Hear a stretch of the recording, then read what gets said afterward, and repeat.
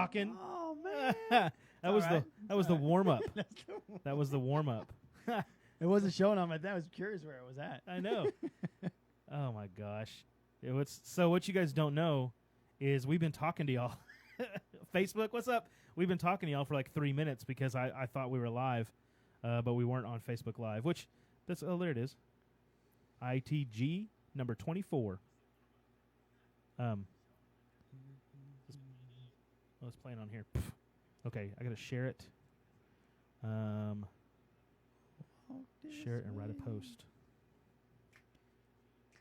Yeah. Feels cooler too, man. Somebody from Tampa, Florida is calling me. It's not you, is it? Nope. Decline. Don't call me in the middle of the show. The bad thing is if it calls, it rings in the show. It does. It does. There. So we're live on Facebook. It just takes a second, guys, to get the Facebook post going so we can share it so everybody can get in here. But I'll go start this now. Thanks to our Facebook audience. You guys make it fun because we interact with y'all. I got to get this pulled up so I can watch the comments. On here. Facebook in the house. What is good? What is good? All What's up happening, in the y'all? easy. All up Man. in the he. Matt, I'm excited to be back here with you. Dude, it's going to be a good one. I'm excited to be back here with you. I can hear it going, too. Facebook, let's go. Let's see, man. I don't think my eyes are working as good at the age of approaching 40, bro. It's possible. How? You're not 40 yet? Well, in math, we round up. Man, I thought you were my age. I realized you were such a young buck. I am, man. I'm a little baby. All right. Are you ready? Let's go. Okay. Shared. Man, we got so much technology in the shed. In the broadcasting bunker. I feel important, man. Okay, I'm going to go live. They left me a voicemail, whoever it was. Okay, moving on.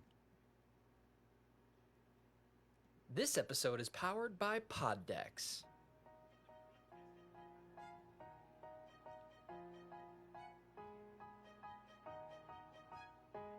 Inspired, of extraordinary quality, as if arising from some external creative impulse.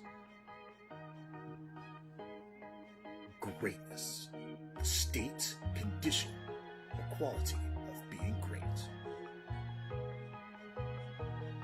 This is Inspired to Greatness.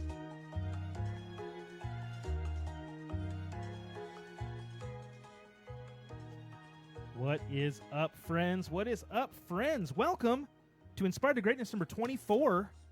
Full episode number 24, because there's been other episodes. This is like the 32nd episode we've posted. So we're getting lit and crazy. My name is DJ Matt Blake. I am your host. Along with me, as always, is the man, the myth, the legend, the most fit Forex trader you'll ever meet, Bobby Malashio. How are you, sir? Yo. Yes. What is good? What is good? Man, I'm stoked. It just keeps getting better here in the broadcasting bunker because now we're standing up, which feels more energetic and exciting. Is that my volume or yours? Okay. I'm just making sure. Anywho, we got time to finally start on our emotional intelligence series. Yeah, I know we've touched on it in a couple episodes, but today we're going to dive deep. We're going to deep dive. I'm used to diving because it's been Shark Week last week. That's right. Which is my favorite week. Yeah. I love Shark Week. And you know why? I was talking to somebody about this the other day. And remember when you were younger, before there were DVRs and before there was YouTube and the internet, when a big special, like a Nat Geo special or Discovery special would come on, you could feel the world collectively sit in front of the TV together. We've been watching remember the Raising the Mammoth? That was a big one years ago. Right and on. everybody planned to be in front of their TV on Sunday night at 8 o'clock or whatever it was. That's right. And you could feel the world watching and experiencing this with you. That's why I love Shark Week. Because everybody's watching it, everybody's talking about it, and it just feels more connected. Yeah. That's cheesy, and I love it, though. No, I'm with you, baby. It's good stuff. I'm with you, man. It's Totally good dig stuff. that. Totally dig that. All right. So, welcome to Inspired to Greatness. This is a show all about spreading inspiration, motivation, and being great. I'm your host, and my name is DJ Matt Blake, and I play music and make people dance for a living. It's awesome. It's the best Make show on the dance planet. good, too, boy. I see try. them dancing out I there try. getting jiggy with it. So I hope you guys are having an amazing day. We're on fire today. We're still rolling the high off last week's show, and And today we're just going to keep it going because today we're talking about how to recognize emotional intelligence. So we've talked about how important emotional intelligence is. Now we're going to start diving into some of the details. And the reason I wanted to cover this is so that you can recognize it in yourself, but you can also recognize it in other people. So that way you can see these traits and understand them and see how they work in the wild. And that way you can nurture those kind of traits in yourself. And you can kind of see, well, this is a successful person. I see them doing this thing, and you'll see a correlation. Amen. And I think that's key and good and all that stuff. So we'll just dive right in. Of course, we always hit some topics, some quotes before we start deep into the topic. And we're gonna have some good quotes today. We've got Dale Carnegie, Zig Ziglar. I mean, we're hitting all the greats. Ooh. So Dale Carnegie, our first quote: "When dealing with people, remember, you are not dealing with creatures of logic, but creatures of emotion." Wow. I'll tell you what, great advertisers know this. Wow. They emotionally connect you to a product. Great salespeople know this. They emotionally connect to you and how they can solve your problem. So I just want to tell you guys that it's an emotional thing. It's emotional intelligence, of course. So it's an emotional thing. You're not appealing to people's logic here. This isn't like the computing center of your brain. This is talking to your heart and appealing to the humanity in people. That's what it's about. Aldous Huxley: "Experience is not what happens to you, it's how you interpret what happens to you." And Wow. which I almost didn't use this quote because it says what happens to you, and I'm a big proponent of things don't happen to you. Amen. You happen. You happen in the world. You don't have a bad day, you performed poorly, or you didn't get your ducks in a row, or whatever That's it right. is. That's right. You know, it's key, I think, to recognize that. But also, you know, you have to take your experiences as it's not fully just you walking out and someone, you know, tells you you're pretty. You know, you could still have a bad day. It's how you interpret what happens to you, how you respond to it. Your responses really define everything about you, defines who you are. And that's key in emotional intelligence, is understanding who you are and understanding how to react properly to the things that do happen to you. Because things will happen to you. I mean, not to say that nothing happens to you, but really more impact is made not in when you get hit, but how you react to what happens. So, Facts. and finally, before we dive in, Zig Ziglar: "Remember that failure is an event and not a person." Ooh. Holy crap. You are not a failure. Failure happens. And, by the way, dig on this for a second. You want to be a winner, right? Everybody wants to win. All I do is win, no matter what. What are you going to win? You cannot win until you have something to overcome. You can't win unless there's a challenge to defeat. You have to have challenge. You have to have, you know, stuff to deal with and overcome before you can be a winner. If you've never had struggles, you never had strife, you never had difficulty, you can't be a winner. But you are not a failure. No one is ever a failure. You know, the only way a person can truly fail is just to stop and give up. And my people don't do that. People who listen to this show, people who watch us, people who hang out with us, you guys are not failures. You're not quitters. You're always succeeding, because even if you completely fail at what you're trying to do, if you continue past that, you're still winning. You left the failure behind. You overcame it. You might not have succeeded necessarily, but you overcame it. So if you're here today, if you're breathing and putting your feet on this earth, you've already overcome everything that's happened to you before. Facts. How about that? Facts. Guys, I know everybody's been through some stuff, right? You've been through hard stuff. You've been through good stuff. But everything you've dealt with so far, you've overcome because you're still here. Okay? So don't let that stop you. Don't let it stop you at all. I think two of the strongest words that we have, and you'll find these in the Bible, right? The words "I am." I am. And what happens is when we tend to connect our failures or our feelings to the words "I am fat, I am this, I am that," we tend to attach our identity to this, right? Yeah. That's why I actually really love, like, all three of these quotes right here really, really are all in alignment with each other. They're very strong. They're very powerful. Really digging deep into what they're actually saying. And if you really dig into there and you really think about it, your mind can really, really, really have a major shift here. Yeah. Very, very huge. Great coach, Matt. Very good. Is somebody banging on the door? I think somebody's banging on the door. If one of my children are banging on the door, the thing, you need to go away because we're doing a podcast and I love you, but knock it off.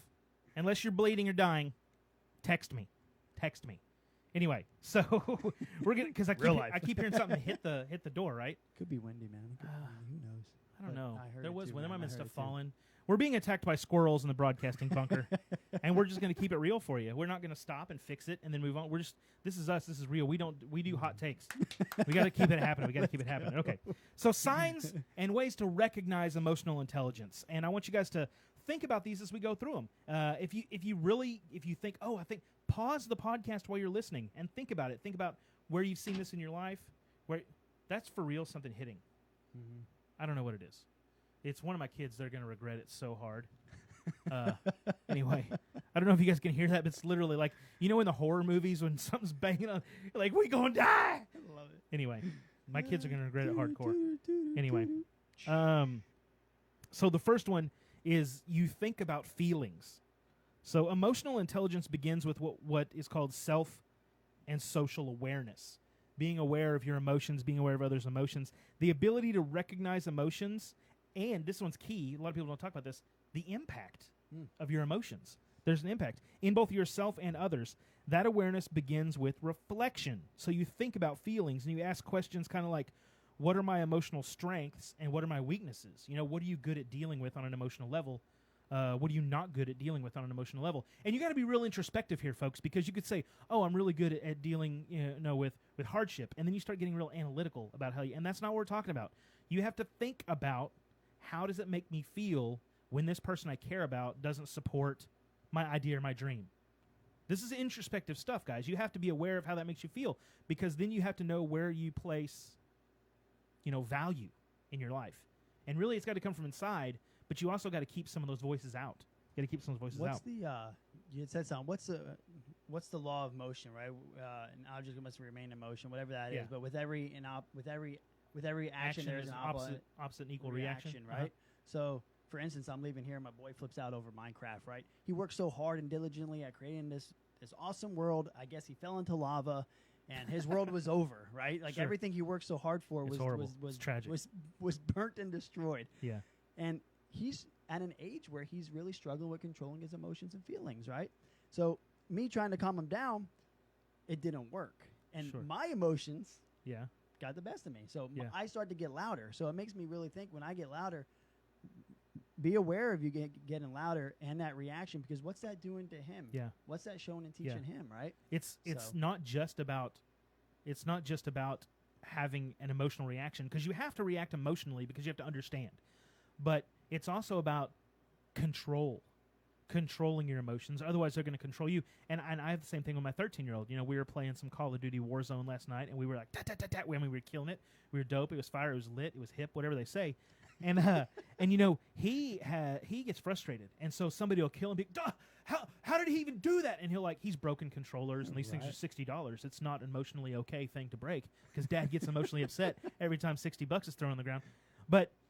And so he will respond. And last night he would get killed, and then he would go, oh, God. And I'm like, Patrick, he goes, I'm not getting – I go, but you are.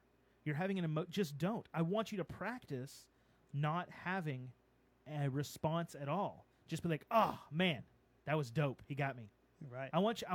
And so what it was, and I don't just talk about this stuff, guys. I practice it in my life. I practice it with my kids. And what the thing I was trying to do was get him to where he would be killed in the game and have no, like, you're going to be bummed, right?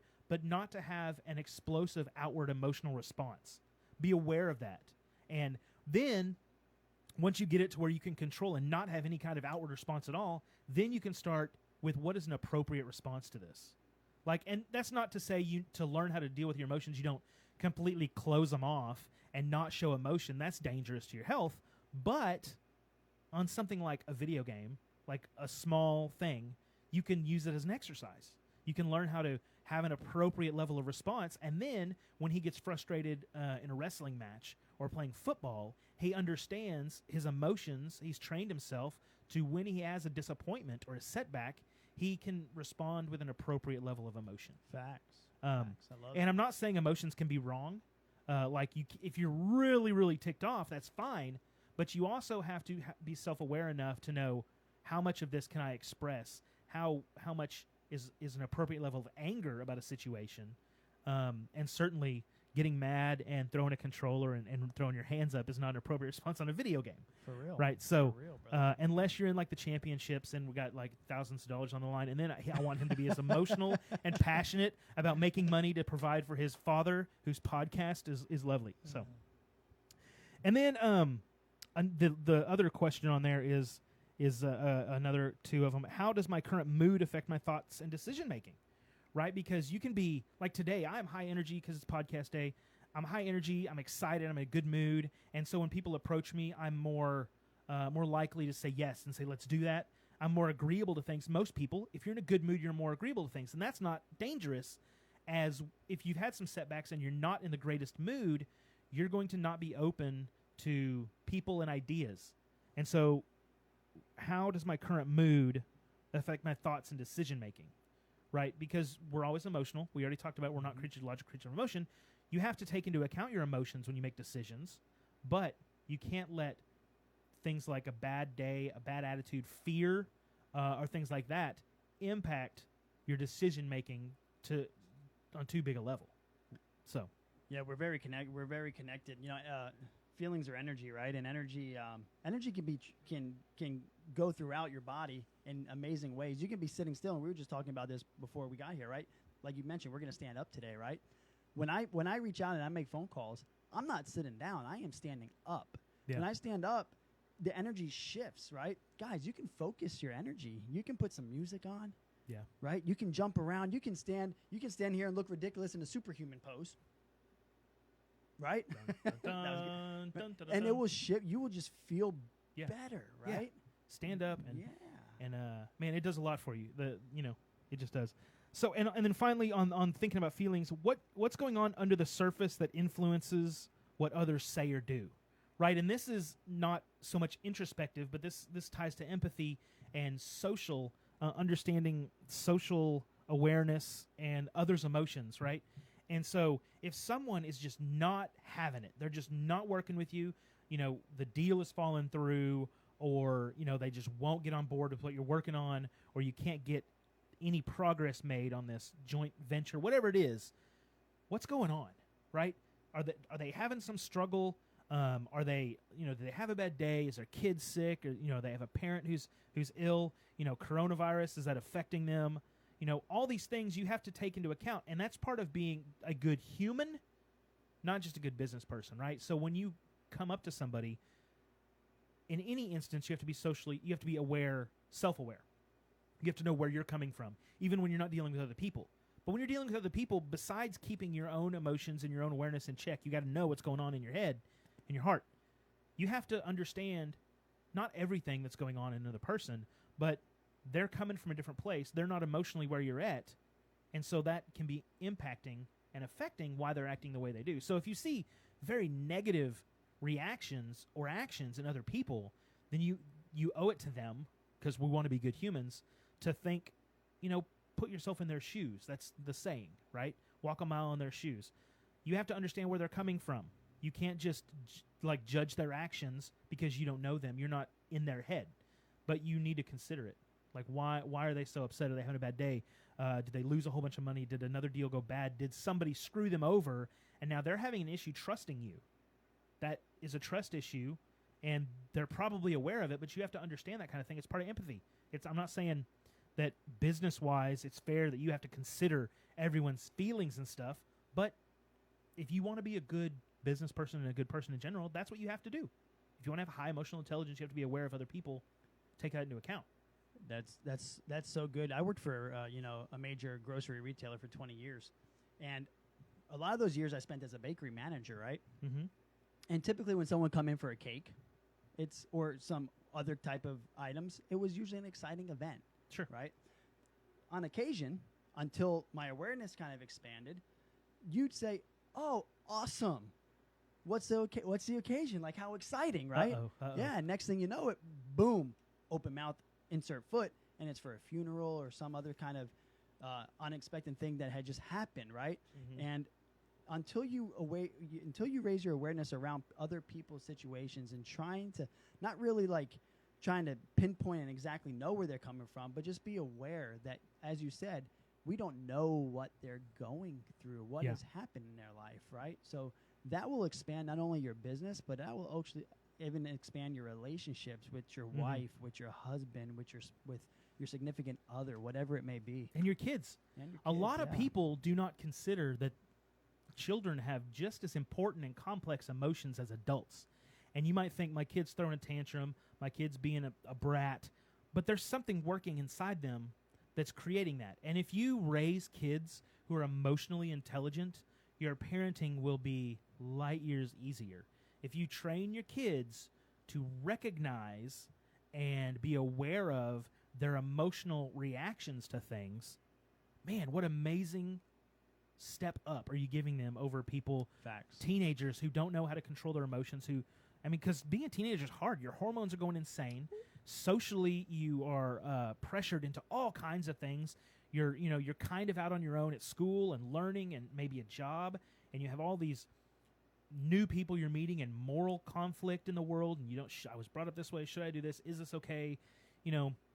Should I hang out with this person? I like this girl. All that stuff, man, that'll mess you up as a teenager if you're not aware that you have emotions and you have to be aware of them, and people you deal with have emotions, and it's the hard thing to teach kids these days is if you say something in anger, it hangs around. They post things in anger on Facebook and Twitter, and that stuff is there forever. And you have to be aware of what the consequences of what you're doing. It's say consequences and repercussions of what you're doing. So, facts. Whew, that was just number one. Number two, some of these aren't going to take as long because we're going to get rolling. Number two, you pause. The pause is as simple as taking a moment to stop and think before you speak or act, which is very easy to say, difficult to do. So true. This can help save you from embarrassing moments like we were just talking about, making commitments, saying, yeah, I'll do that, or no, I can't do that. Too quickly, you'll miss an opportunity or you'll get yourself in over your head.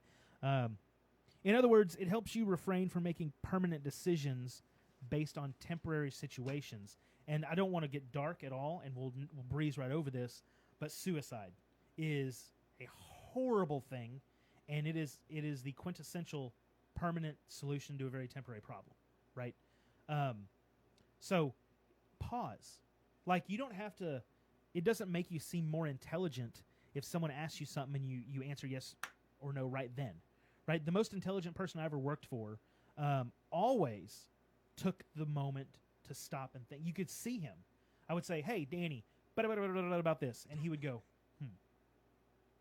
Would stop for a minute. And I wouldn't assume he's ignoring me or anything because you were used to it. He would stop and he would consider and he would think. And it doesn't take very long. If you stop for 10 seconds and think about how you're going to answer something before you say it, you're going to solve all kinds of problems. Maybe, and I don't want to go this direction, a lot of politicians should probably practice the pause a little more. Politicians, if you're ever in a TV interview, I've done TV, I've done podcasts and radio. If someone asks you a question, 3 seconds is a long time to process in your mind. But if you pause for 3 seconds, it's not really... I'm going to pause for 3 seconds right now. That wasn't a long time for me to think. That wasn't a long time of dead air, but it was a lot of time for me to decide which way I want to go with my answer. So stop, pause. There is, and what Melissa just said in the chat room, there is power in the pause. That's true. That's true. And another thing you do is you take ownership of the moment. You take a break from the person who is talking or suggesting or making a question, proposing a question, and then you take the power in the moment. And you're like, okay, now this is my time. Here's what I think. And so it also lets people know you're not just listening to them talk and waiting for a chance to interject, which is wild. There's so many people that do that, I think that's really good. And then even going to the degree, say it, Matt, that's a really, really great question, and it deserves a lot of my attention and focus to make sure I get you the right answer, So give me a day. Yeah. Give me a few hours. Let me really process this. Let me really, dive deeper into it, and I'm going to get back to you because that's a really good question, a really strong concern that you have, Absolutely. Yeah, and having the patience to let people, to give people that. Absolutely. Like and people will appreciate that. And because one thing it does is it removes all the pressure from the decision. And I don't like to pressure people into anything, generally speaking. Some of my friends I do. I'm like, come on, man, let's do it. Let's go to trivia tonight. You can buy me a beer. But what I will say is it's great to the pause will diffuse tension. It will allow you breathing room and all that kind of stuff. So, number 3, you strive to control your thoughts. This is big, and I just to be real, I struggle with this one, man. You don't have much control over the emotion you experience in a given moment, right? If somebody does something that angers you, it's going to anger you. But you can control your reaction to those emotions by focusing on your thoughts. It's been said that you can't prevent a bird from landing on your head, but you can keep it from building a nest. That's good. That is a good one. By striving to control your thoughts, you resist becoming a slave to your emotions, allowing yourself to live in a way that's in harmony with your goals and values. So, when you pause, it will give you time to focus on your thoughts. Why do I feel this way? Why do I think this way? And you absolutely can't control how you feel about something, but you can control how long you dwell on it. Like, don't give people free rent in your head. So good. I talked about this yesterday. Either become a master to your thoughts and habits or become a slave to your thoughts and habits, right? We are very, very driven by our thoughts. Guys, look it up. Like, the amount of thoughts that go through our head in any given day is astronomically insane. It's staggering. Insane. We as humans, we have to reset. We have to somehow find a way to reset and let our brains kind of download and process all the information. Whatever way that is for you, find out what that is by implementing new ways, new ideas, right? New habits. Replace some of these old habits that aren't serving you and that might be triggering these thoughts.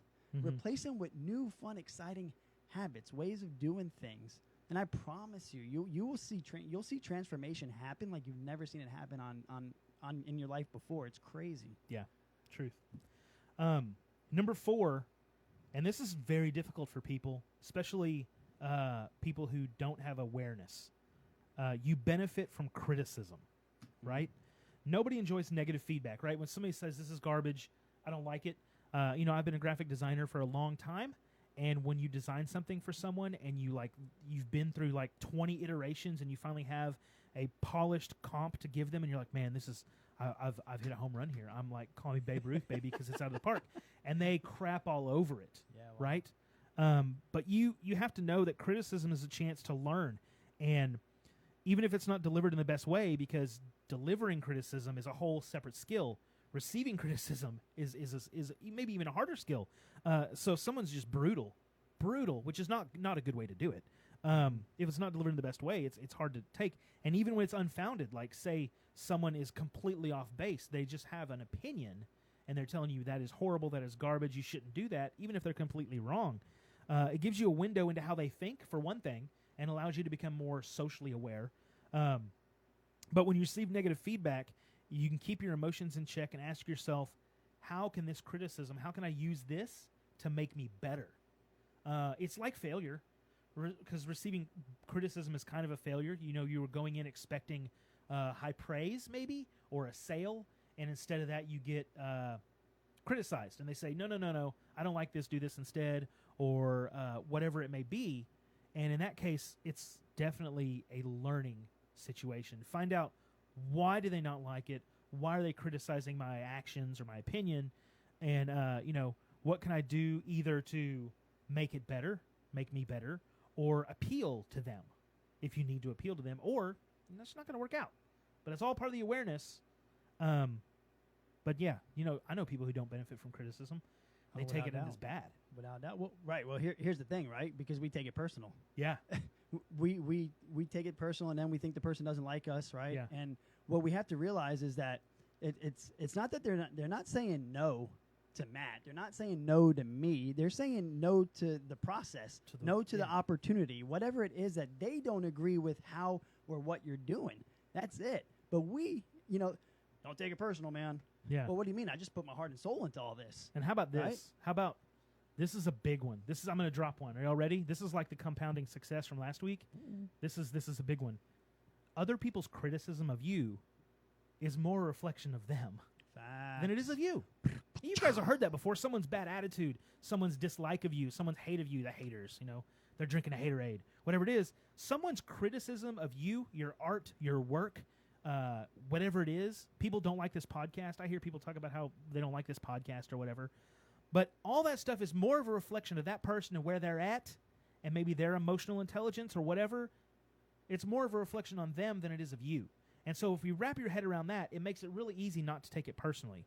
So, facts. Big facts. Number 5. Oh, I love this one. You show authenticity. People who are authentic. People who are genuine. Have you met that person and they just give you... everything they say is not sunshine and roses, but everything they say is also not like doom and gloom. They are authentic. They are genuine. They're the real article, right? Where's the beef kind of thing. It doesn't mean... being authentic doesn't mean you're sharing everything about yourself to everybody. It's not being a wide open book. It does mean saying what you mean, meaning what you say, and sticking with your values and your principles above all else. You've met people whose their moral compass can change depending on if the situation is good or bad for them, right? I don't think anyone should ever do this. And then when doing that would benefit them, they're like, well, I can understand how maybe it would be okay to do this. That's not authentic. That's not, what's another word to say this? Walking the walk. Not just talking the talk, but walking the walk, right? Yeah. So we all know people who say one thing and do another. Yeah. That's not authentic. That's the word you're looking for, authenticity. Well, a big word with authenticity comes integrity. Integrity. Right? Yeah. Integrity and authenticity, like hypocrisy. Hypocrisy too, yeah. Like behind the scenes, what are you doing behind the scenes, right? Are you preaching and saying all this, but how's the old saying go? Actions speak louder than words, right? Yeah.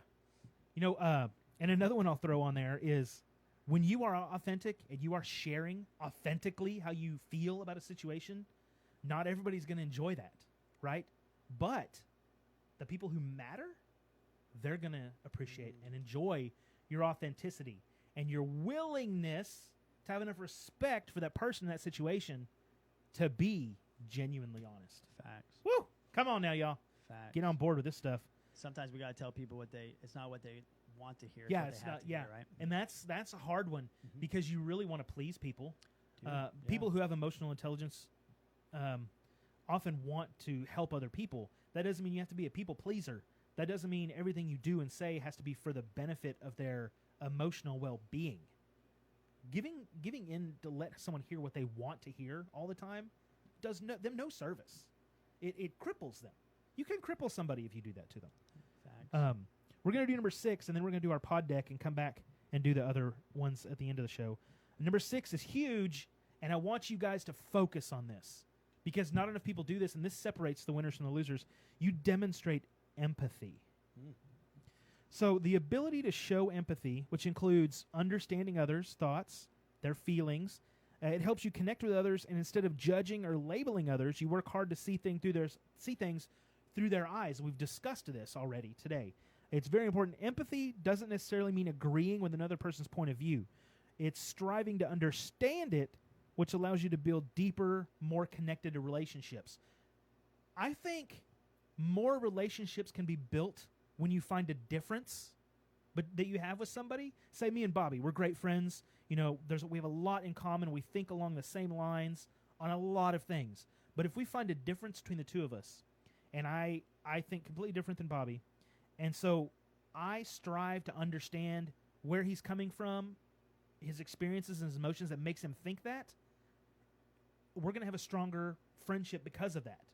So find the differences, man. Find the differences and seek to understand why they're there. Seek to understand. Seek to understand. Some Peter Covey right there, man. Come on, man. Come on. Yeah, that's some intense stuff. But yeah, it definitely doesn't mean agreeing all the time. I mean, empathy doesn't mean just being a yes man or yes woman. Facts, man. So facts. Like here's what happens, right? Is we disagree on something, and then it turns into an argument instead of a nice friendly debate, right? And then our debate turns into hatred and anger towards and resentment towards one another. And next thing you know, relationships are totally plummeted. And we had so much in common, and it was one difference. It was one difference. Seek to find the similarities and the common footing with people, and seek to understand the differences. That's and when you understand that stuff, it's all good. So we're gonna do this real quick, and we'll continue. This episode is powered by Pod Decks. Pod Decks are unique interview questions and episode starting prompts in the palm of your hand. So whether you're a new podcaster or existing broadcaster looking to grow your audience and have more meaningful conversations, you're going to want to check out Pod Decks. Now, if you want to get 10% off your order right now, you can go to poddecks.com and type in coupon code DJ Matt. What's the code? DJ Matt, no spaces. Yes, that's the code. Check out poddecks.com. Take your podcast to the next level. That's right, folks. Pod Decks. And we have all 5 pod decks right here. I use them all the time. I love them. They're fun for conversation. They're great for the podcast. I'll pull them out and use them as a blog post starter. So today, Bobby and I are going to play Would You Rather. So I'm going to read a card, and it's going to be a Would You Rather this or that. You guys all know the game. So we're doing it because it's fun, and you can ferret out some fun stuff. Maybe we'll find some differences, and we can understand why. You like that? Look at that. Plug. God, bring it all together. It's like I planned this show or something. Okay, number 1. Would you rather eat a whole bag of marshmallows or a whole jar of peanut butter at once? Peanut butter all day long, buddy. Yeah? Yeah. Marshmallows. Wow. Because it's easier. I think it's way easier, and I feel like I would get sick if maybe I would from the sugar, but why are you the peanut butter? Because I love peanut butter, man. That protein is so good. Yeah. Okay, I'm with you. Love peanut I butter. really have no, like, Dude, what kid doesn't eat peanut butter out of a jar? let's mix them together and eat it all. I'm in, bro. Snack time after the show. Okay, along those lines, would you rather have creamy or chunky peanut butter? No, I'm a creamy guy. Oh, man, I got to have the chunky, man. Yeah. I love those peanuts. I love them. Because then it feels like I'm eating a meal. It's not just a condiment. Peanut butter's not a condiment? I don't think. I don't know. I don't know. Falls under, man. I have no probably idea what's should, but next. I don't have no know. idea what's next. This is good. Nope, I'm not going to do that one. Would you rather your voice sound like Gilbert Gottfried or Fran Drescher? You know, I'm familiar with the first Gilbert Gottfried guy, and I know it's very high pitched and like. Yeah. The other stuff. Fran Drescher was she was in that show The Nanny. She's got a very high, like, kind of nasally, shrill voice. Yeah. Let's go with the guy I know. Yeah, I got to be Gilbert Gottfried too, just because one, it's very marketable. That guy. The other one's obnoxious. I mean, he's obnoxious too, but. Okay. This is our final one. Would you rather wear a onesie 24/7 for a year, or a horse head costume for a month straight? Oh, wow. You know, I look good. I'm going with the onesie, bro. Just being honest. Good in a onesie. I'm going with the horse head costume because one of my mentors, one of the people I look up to, he doesn't mentor me, is the DJ Marshmallow. And if he can pull off the bucket on the head, I think I'm going to be a horse head DJ guy. Nice. I think people would dig that. I think it would do well. Oh, speaking of stupid stuff. Oh my gosh, for my DJ business. So I was at my networking group last week, and I said something about twerking, and I said, man, I could be the twerking DJ. And I went, holy crap, that sounds delightful. And I looked, and nobody had the twerkingdj.com. So guess who owns twerkingdj.com now? I do. Got it, huh? I do. Nice, bro. Add that to the list. I'm gonna put a video of me up there shaking my tail feather, Dude, and just I'm just gonna do a video and have me dancing. I love It's gonna be crazy. I might use outfits. Do it. And all kinds of stuff. Do it. That's why I got that other page, man. So, just have fun. Have fun, man. Anyway, having fun. so creating new and fun, exciting. that's things. good stuff. So we were just talking about empathy. Number 7. I hope you guys check out Pod Decks. If you do any kind of show, YouTube channel, look at this. All these, every one of these could be a topic for a podcast or a YouTube channel or anything. It's freaking good stuff. There's a Would You Rather deck, an interview deck 2nd edition, a What the Heck, and an episode deck. Maybe we'll do the What the Heck next time. But they're good stuff, and I love the guys at Pod Decks. I've been a supporter of theirs for a while. I've been using their stuff, and they sent me a hat. It's dope. I need to wear that hat more. I don't want it to get sweaty. I'm high energy. Okay, number 7 on our list. You praise others. Ooh. This is big stuff, man. This is big stuff. All humans crave acknowledgement and appreciation. When you commend others, you satisfy that craving and build trust in the process. This all begins when you focus on the good in others.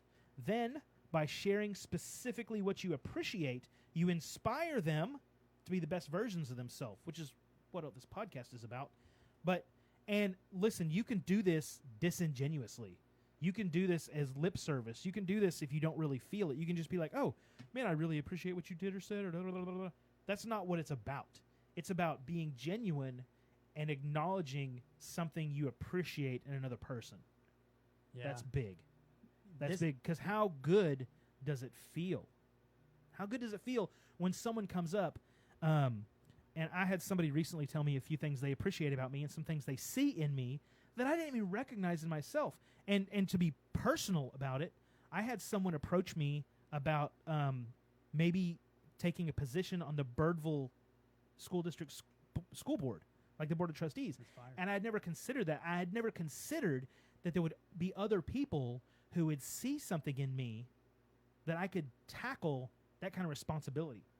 And you know what that does? That makes me rise to that. Facts. You know what's amazing? Facts. And I don't say this as to use it as a trick, but if you pick someone's good quality, and that's what you speak to, and you say, man, Bobby, you're such a good friend. I appreciate how energetic and outgoing you are.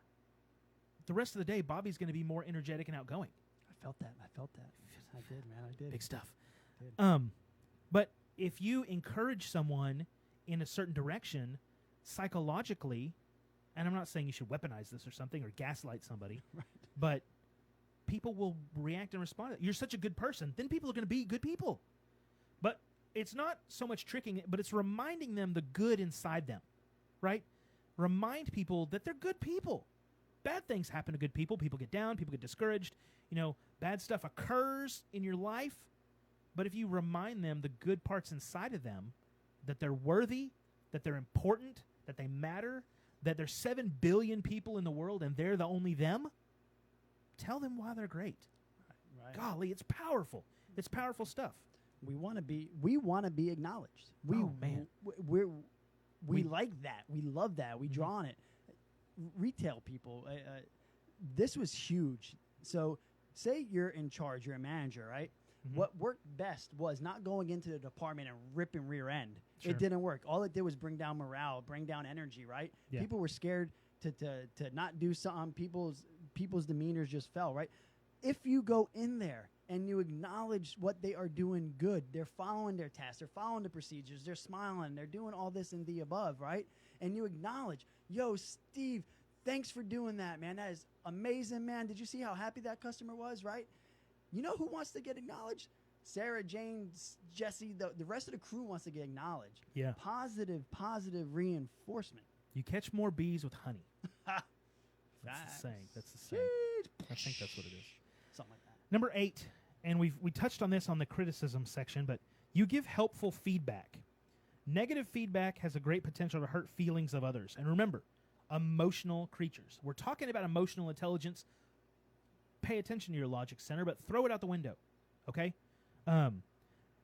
Realizing this, if you reframe your criticism as constructive feedback, so the person you're telling to sees it as helpful instead of harmful.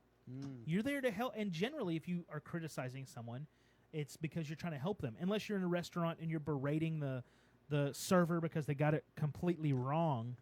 But let's explore that for a second, right? So your waitress who comes over and brings your food, you've given her your order, and she comes over and she brings your food, and something's wrong. It's the wrong order. It's not cooked correctly. Whatever the problem. Oh, you know what? You're doing a great job, and I appreciate the great service we're getting from you, but this isn't exactly what I ordered. It was supposed to be this. Do you think you could help me out and get that fixed? Instead of saying, this is wrong, let me talk to a manager and comp my meal. Right. Right? There's a way to do stuff. There's a way to be a jerk and get a free meal. Anybody can be a jerk and get a free meal.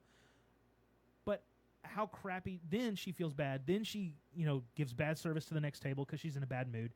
But if you build on something constructive and using empathy, and you tell them how great they are doing, and then say, but this is a mistake, can you fix this?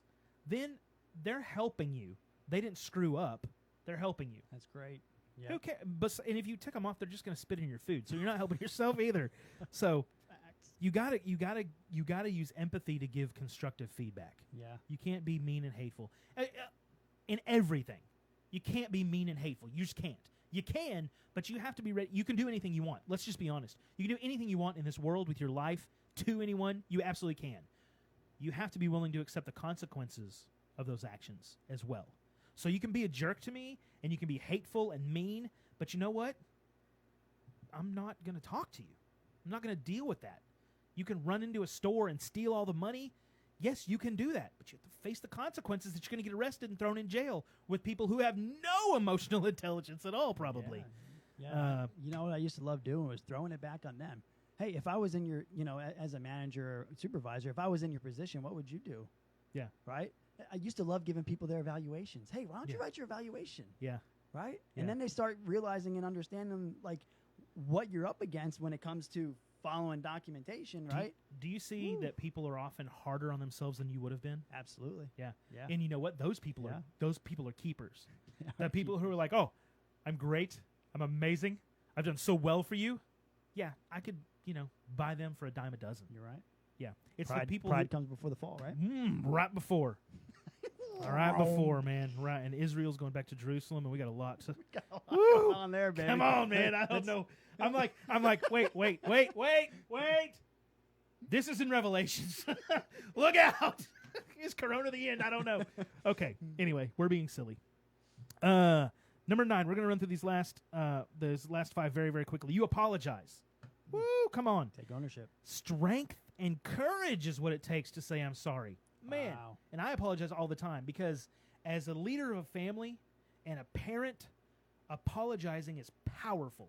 You give up your position of respect and power. You give that up to let them know I was wrong and I'm sorry. God, that lets people know that you're just okay. Yeah, but you might give it up for that second, but it gains it back tenfold, right? Sure. It demonstrates humility, which is huge. And if you're a person who practices humility, it's going to draw people to you. Like nobody likes a pompous jackass. Like nobody wants somebody who's. And I joke that my ego is enormous. I'm very full of myself, and it's not so much that. I mean, it used to be. I was not always emotionally intelligent. I wasn't, and everybody grows, but it's not egotistical when I stand up and do my commercial, when I network and say, my name is DJ Matt Blake and I'm the greatest wedding and event DJ in North Texas. I don't say it because I'm an egotistical. I say it because I'm confident. I'm confident that if someone hires me to do an event, they're going to get a stellar performance like no other. It has nothing to do with lack of humility. But emotional intelligence helps you realize that apologizing doesn't always mean you're wrong. It does mean, this is key, apologizing is about valuing the relationship more than your ego. Wow. How important is it for you to be right? Wow. Do you need to be right? Do you need this other person to be wrong so that you continue to laud this over and have a higher position in this relationship? Or can you humble yourself down and realize that you need to apologize? Maybe you were right. Maybe they were wrong. But maybe it wasn't received well. Maybe you didn't have enough empathy. But whatever it is you need to apologize for, do it. So many situations could be completely diffused if you apologize early and often. You're not going to have any kind of relationship, not a marriage, not a friendship, not a good relationship with a parent or a child, if you cannot apologize as soon as you realize you've screwed up. Apologize. Take all the power. And another thing it does is if you come humbly and you're apologetic and you admit, hey, I'm sorry about this, if they continue beating you over the head, you've already apologized, right? Then you can move on. Then you can heal from something, especially if it was bad, And that other person on the other end might not. That's on them. When you fully are able to apologize, forgive, whatever have you, and you're able to move on, it's on them to do their part for themselves, not for you, but for themselves. And so we're going to move right on to number 10, right? So you apologize. Number 9, apologize. Number 10, you forgive and forget. Hanging on to resentment is like leaving a knife inside a wound. Okay, while the offending party moves on with their life, maybe they've already apologized, you never give yourself a chance to heal. When you forgive and forget, you prevent others from holding your emotions hostage. Wow. And allows you to move forward. Even if this person, so say they have no emotional intelligence, no empathy, they don't apologize. If someone's done you wrong, just forgive them. Forgive them and move on.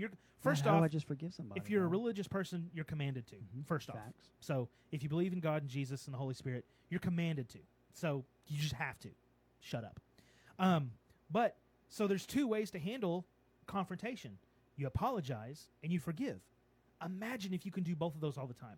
Imagine if you can always apologize if you're wrong and you can always forgive someone if they've wronged you. Wow. You will never have a strenuous relationship hanging over your head. You will know that you have done everything you can to repair any relationship. I'm sorry about that. I'm really sorry about that. I know that I should have done it this way, and you misconstrued it because I didn't communicate effectively or whatever the problem was. I really apologize that I didn't mean for that to happen to you. I'm sorry it went this way. Please forgive me. If they don't forgive you, that's on them. And when you're on the other side, if someone apologizes and you forgive them, it's over. It's over. You can move on. Someone realizes they made a mistake, and someone realizes that they're sorry about that mistake. Don't hold on to that. That's a beautiful relationship. If you can say I'm sorry and you can forgive. Wow. Love and forgiveness, right? Mhm. I love. I heard this before. You must fully forgive to fully love, right? Yeah. And the way I picture this is, say a tree falls In the woods, and no one can hear it. and it uproots, right? And then there's this vacant hole, right? This is what hatred and anger. This hole with all these rotted roots and stuff, all of a sudden rotting, right? It starts filling in. Hate continues to fill in this hole and fills this void. Once we start opening up and forgiving, what happens? The void opens up, and beautiful things start to blossom inside. So try to imagine that. Fully forgive to fully love. And you know, like I just said, if you don't forgive someone, you will never heal from the wound they've inflicted on you. Because emotional hits are wounds. They have to heal. Some wounds are bigger than others, right? If somebody goes to Starbucks and they don't bring you a coffee, it hurts your feelings. But it's not a bad one, right? There's little things. Oh, I'm sorry. I didn't think about that. I'm sorry. I wasn't thoughtful. I'll get you next time. Okay, no problem. Boom. Fact. Instead of in a toxic relationship, you would come in and say, how come you didn't get me anything? Oh, I didn't think about it. And then they're like, oh, that jerk, man, and all day, and you sit down and you have dinner, and they're like, get your own plate. It eats you. Get your own plate, because I didn't think about it. And then you're like, oh, man, can't believe she's throwing that in my face, or he, or whatever. You know, you have to, at least you forgive so you can move on, and even if they don't apologize. And if you apologize, at least you can be like, man, they're just mad because I messed up. So yeah, and you don't have to, because you forgive them doesn't mean that you have to call them up every day and hang out with them and go to the movies and this and that, right? It Right. doesn't. Totally two different things. yeah, you have to understand repeat offenders, right? You have to understand when a relationship is going to go bad, and someone does not have your best interests at heart, right? Because there's people out there that are like that. There's people out there who will manipulate and take advantage of people who have empathy and people who forgive easily. There's 100% people who will take advantage of you. I've been taken advantage of. I'm sure you have. Everybody has, right? Whether it was a narcissistic parent or an emotional, a romantic relationship, everybody's been through something where you do not get enough out of the relationship, and the other person takes advantage of you. Man, when I was a kid, I had it happen with friends. I've had friends who I just don't talk to them anymore because they only called me when they needed something, and I would help them every time. But then I'm going to stop calling because every time I call, they don't have time for me, and I'm going to spend my time with the winners and the people who understand emotional intelligence. Can you imagine if everybody in your circle understood emotional intelligence? How little fighting, how much progress could be done. It's amazing. It's a beautiful world to think about. Facts. When I'm president, we'll Let's do it. Number 11, you keep your commitments. Keep your commitments. It's common nowadays for people to break an agreement or a commitment when they feel like it. Of course, bailing on an evening of Netflix with a friend will cause less harm than breaking a promise to your child or missing a major business deadline. But when you make a habit of keeping your word, big and small, everything, you develop a strong reputation for reliability and trustworthiness. When you're growing up, did you get like gems of wisdom from your dad? Still do. So, Thank God. one of the things my dad said to me, he said several things that have stuck with me and turned out to be true over the years. And one thing he said to me growing up, and when I was a kid, and I would lie, or I would not do like I was supposed to in school, or whatever it is, what my dad would say is, Matthew, you better protect your word and protect your reputation, because you only have one, and when it's ruined, it's gone. Reputation is so important. Can people trust you? When you say you're going to do something, do it. Period. I don't care if it becomes inconvenient or difficult or insolvent or you don't see the point. If you said you were going to do something, if you made a promise to somebody, you do it. Period. That's the end of the whole discussion. Because when you don't, you let people down, you disappoint people, and they cannot trust you. And if people cannot trust you, they are not going to invest in you, and they're not going to do business with you. And when I say invest in you, I mean emotionally. I'm not talking about Forex with Bobby. I'm talking about people will not spend the time and the energy to build a relationship with you if they cannot trust you. And if you break your word time and time again, that's what happens. That's what happens. Yeah, I just had an aha moment, Matt. Like, here's they're always calling me in. They're always calling me in. Man, can they not run this place without me? They're always calling me. Yeah. Can they not run it without me is an ego. Yeah. Right? And then they're always calling me in is a compliment. Yeah. Right? Because you've shown up. You've committed. Uh-huh. They can rely on you. They trust you. Sometimes it'll backfire. Like when I worked in the oil field many moons ago chasing that money, cha-ching, I would always get the overnight shift because the managers knew that I would take care of business. Facts. And I would just do it. They didn't want to have some guy out there at 2, 3, 4 o'clock in the morning screwing up, and they would have to go out there. They put so I'm a reliable guy, and so my reward is having to work 6 p.m. to 6 a.m. So, Right. but it's what it is. But you got to be keeping your commitments. You got to be reliable. You have to be reliable. It's key part of emotional Things come intelligence. up. Things get up. People as family members, whatever you are, like we know things come up, right? But keeping your commitments is huge. If you say you're going to be there, be there. Yeah. Yep. And I want to talk about maybe the biggest point to emotional intelligence. And when you hone all these skills, this is why you do it. This is why you do it. Because number 12, you help others. You help others. One of the greatest ways to positively impact the emotions of others is to help them. Most people don't really care where you graduated from, about your previous accomplishments, but what about the hours you're willing to take out of your schedule to listen or to help out? Your readiness to get down in the trenches and work alongside them. Actions like these build trust and inspire others to follow your lead when it counts. How willing are you to drop your stuff and go help somebody else? That's big stuff. That's huge stuff. That's big stuff. Because then, what if they don't even ask for help? What if you have risen your EQ, your emotional intelligence, and you can tell by the way they're acting, you're empathetic to their position, you maybe have some constructive criticism about the situation, and you say, I'm going to help you with this, and then you show up. You've been empathetic, you have helped them, you've given them constructive criticism, and you made a commitment to help them, and you showed up. That is a great way. Then that person is going to be like, man, I can count on this person. They helped me. I feel better about the situation. Maybe you apologize. I'm sorry this happened to you. How can I help you? How can I help you? How can I help you? Ask that question. That's powerful. How can I help you? What today, right now, can I do for you? Not, hey, if you need help sometime, or, next time you move, or, if you need a ride. No, today. Where's your struggle? You look like you're down. What is it I can do to make your life? I'll take you to get ice cream. You want me to go get you coffee? You need a hug? What is it I can do to help you? Little tiny things will make a huge impact, especially when you just go offer to help people. Help people, y'all. Stop tearing people down. Stop protesting people.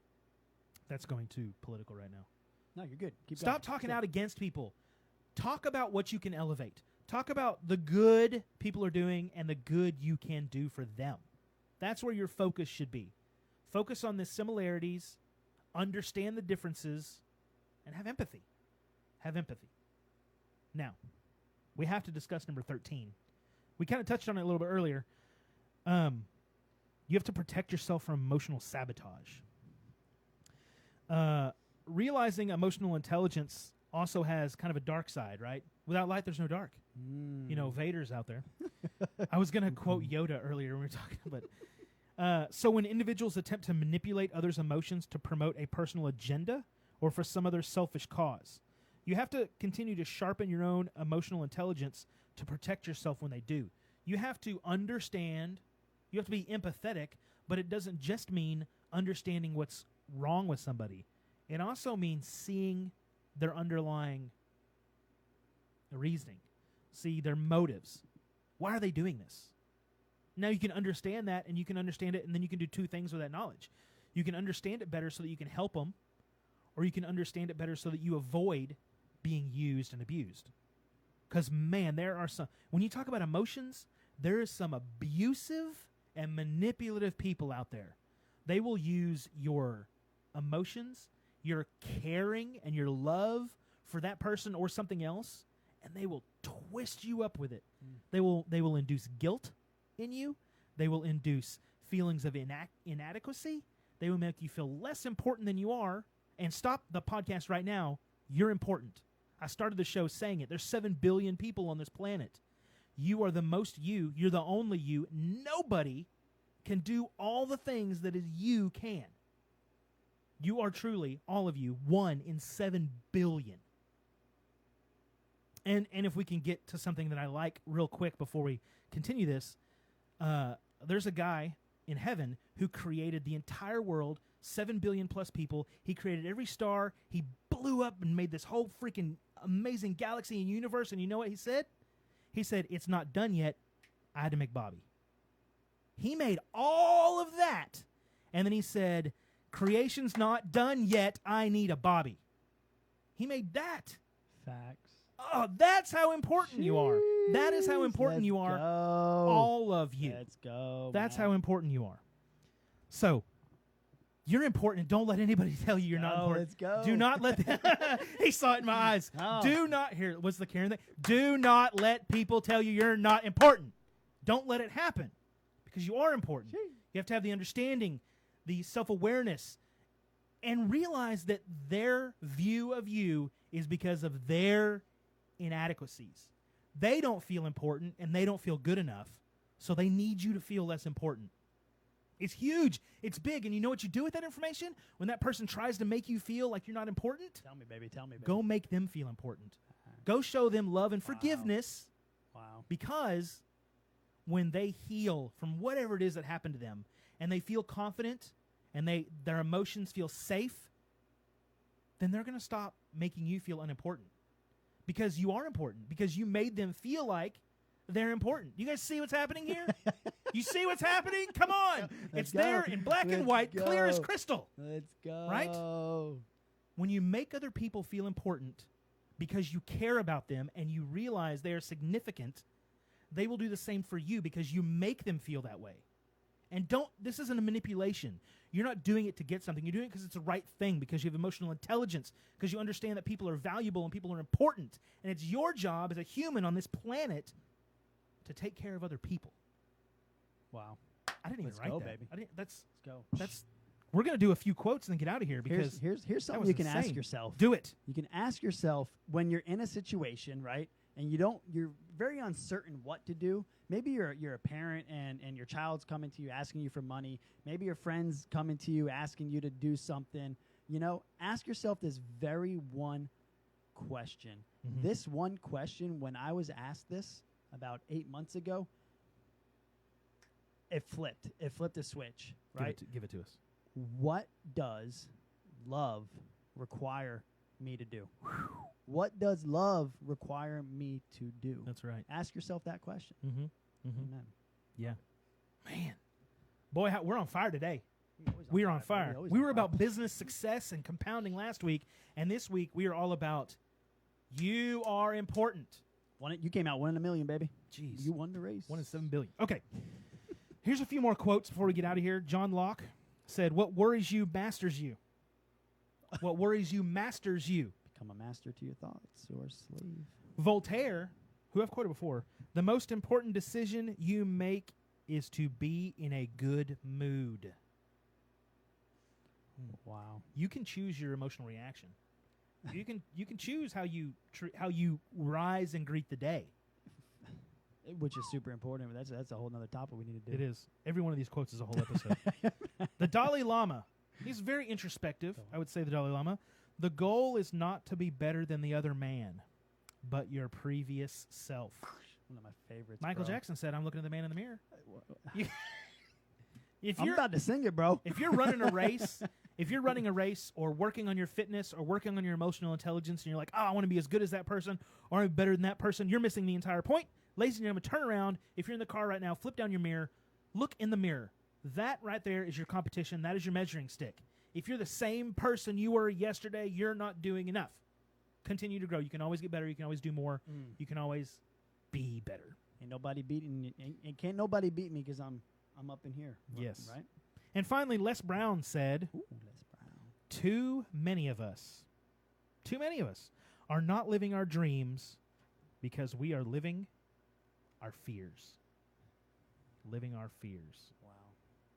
That's big stuff.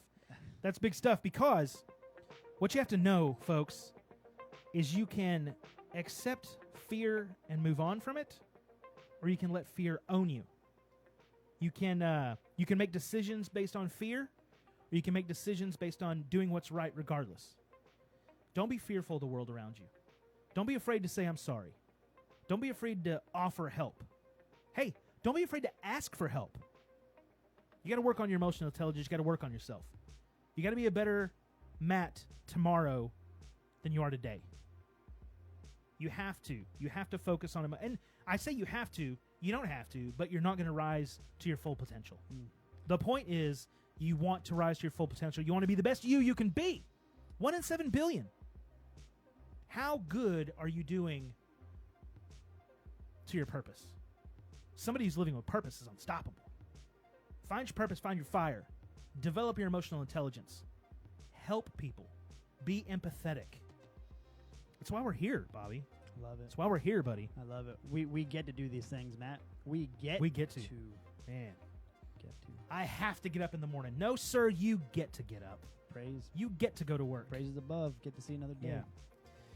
Hey, thanks for joining us on Inspired to Greatness, folks. Check back each and every week for fresh tips and new guests. Visit our website at itgpodcast.com. Look for us on Spreaker, iTunes, iHeart, and Spotify. Hey, if you want to be a guest on the show, we would love to have you. Please visit itgpodcast.com/be-our-guest. If you have questions or topic suggestions, you can email the show at inspiredtogreatnesspodcast@gmail.com. You can find the show on Facebook at Inspired Podcast, Instagram at Inspired to Greatness Podcast. And remember, everything's on our website at itgpodcast.com. So thanks again, my friends. Bobby, thank you so much, man. Pleasure, man. It was a good Enjoy show. it. Good show today. Guys, go do amazing things. Be awesome. I want you to inspire, motivate, dominate. Take care, folks.